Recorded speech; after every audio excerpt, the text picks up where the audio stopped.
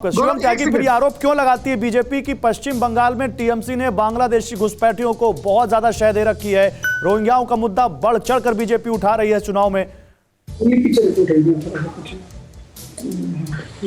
पर मुद्दा थोड़ा सा दूसरा है। मेरे लिए मुद्दा है यहां पर 4 मंदिर टूटे हैं और राज्य सरकार की पुलिस कहती है कि हम जांच कर रहे हैं। माफ कीजिए साहब, लेकिन इस देश में अब से पहले हिंदुओं के 40,000 मंदिर टूट चुके हैं। जांच में आज तक कभी पता नहीं चला किसने कौन सा मंदिर तोड़ा और किसको सजा मिली, ये सारा देश जानता है। तो ममता दीदी से इतनी गुजारिश है और टीएमसी से कि कृपया करके इस देश में एक और कश्मीर ना बनाए और मंदिरों की सुरक्षा करें। अब आप कहते हैं कि मैं टीएमसी पर शक क्यों करता हूं, या देश टीएमसी पर शक क्यों करता है, या बीजेपी क्यों करती है? आप मुझे एक चीज बताइए। मैं आपको ओपनली कहता हूं कि ममता दीदी की सरकार, टीएमसी की सरकार मुस्लिम्स की सरकार है, और यह मैं साबित करने के लिए मात्र 30 सेकंड आपसे लूंगा।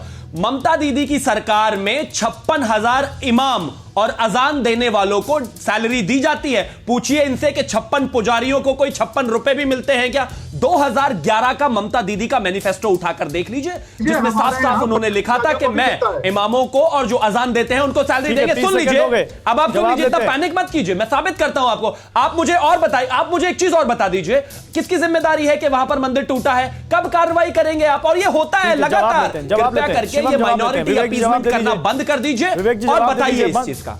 हाँ बताइए विवेक जी। नहीं, सबसे पहले तो अगर इनको पता है गुनहगार कौन है तो बता दे, पुलिस का काम आसान हो जाएगा।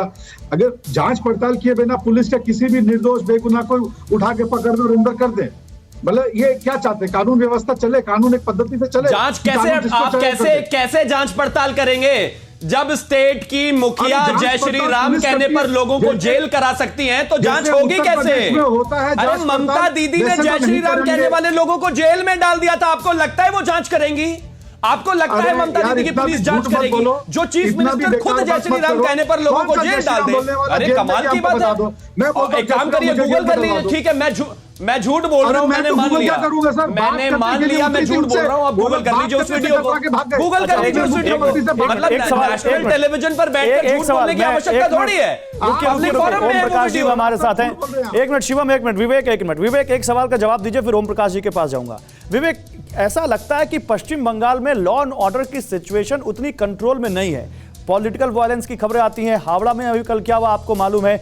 टीएमसी बीजेपी या दूसरे कार्यकर्ताओं के बीच में इतनी हिंसक झड़प होती। सुनिए मेरी बात सुन लीजिए। आज ये 3 मंदिरों में ये हो गया, तो लॉ एंड ऑर्डर की, चलिए आपकी बात को साथ में रखते हुए भी लॉ एंड ऑर्डर की सिचुएशन तो सरकार का सब्जेक्ट है ना। ममता बनर्जी की सरकार क्या लॉ एंड ऑर्डर मेंटेन नहीं कर पा रही? आप बताइए, इतने बड़े पार्टी का एक अध्यक्ष जाता है, उसके काफिले पर हमला हो जाता है। Sir, law and order state subject है और हम पूरी चेष्टा में लगे हुए हैं, मगर आपको 2 चीजें याद रखनी पड़ेगी। 2001 से 2011 जब हम लोग नहीं थे, सीपीएम थे, यहाँ 650 राजनीतिक हत्या हुई। 2011 से 2019 तक यहाँ पे राजनीतिक हत्या हुई लगभग 10 से भी कम। 2019 से जब से बीजेपी सक्रिय हुई है यहाँ पर, और यहाँ पे उपद्रव मचाने का एक माहौल बनाया गया है, यहाँ 100 से ज्यादा राजनीतिक हत्या हुई। अरे तो बीजेपी ने अगर माहौल बनाने की कोशिश की है तो क्या बीजेपी को यह छूट है कि वो पॉलिटिकल पार्टी है इसलिए वो उपद्रव मचाए? नहीं, मैं ये नहीं उसके ऊपर कानून नहीं लागू होता क्या? गौरव जी ऐसा है, अगर आप मुझे मेरी बात को खत्म नहीं करेंगे, बीच में टोक देंगे, तो आपको मेरी बात पूरी तरह समझ में नहीं आएगी। मैं आपसे रिक्वेस्ट करता हूं, मुझे मेरी बात खत्म। बोलिए। कहना चाह रहा हूं कि जैसे जैसे चुनाव का माहौल गर्माता जा रहा है, यहाँ पर बीजेपी के साथ साथ उनके कई सपोर्टर्स जो शायद बीजेपी के सदस्य न हो, वो यहाँ आ रहे हैं और वो लोग इसी तरह जोश में आकर कई तरह का उपद्रव मचा रहे हैं। कल हमने अपने एक एमएलए खोया, जो आप घटना बता रहे हो उसमें मैंने अपने एक एमएलए खोया। तो सर, लॉ एंड ऑर्डर कोई जादू की छड़ी तो है नहीं। आज उत्तर प्रदेश में हो, चाहे कलकत्ता हो, चाहे बंगाल हो, सब जगह पुलिस प्रशासन जो है पूरी मुस्तैदी से काम करती है। हाँ, कभी कभार थोड़ा ज्यादा कर लेती, जैसे कि हमारे एक एमपी को पिटाई की गई उत्तर प्रदेश में, जब वो हाथरस के विक्टिम से मिलने के गई, तो हम क्या कहें वहां पे कि सारी उत्तर प्रदेश पुलिस बेकार है, सारी वो गई, बिक गई है, सारे प्रशासन ने जानबूझ के पीटा हमारे एमपी को। सर देखिए, ऐसा है, आपको बात समझनी पड़ेगी। पुलिस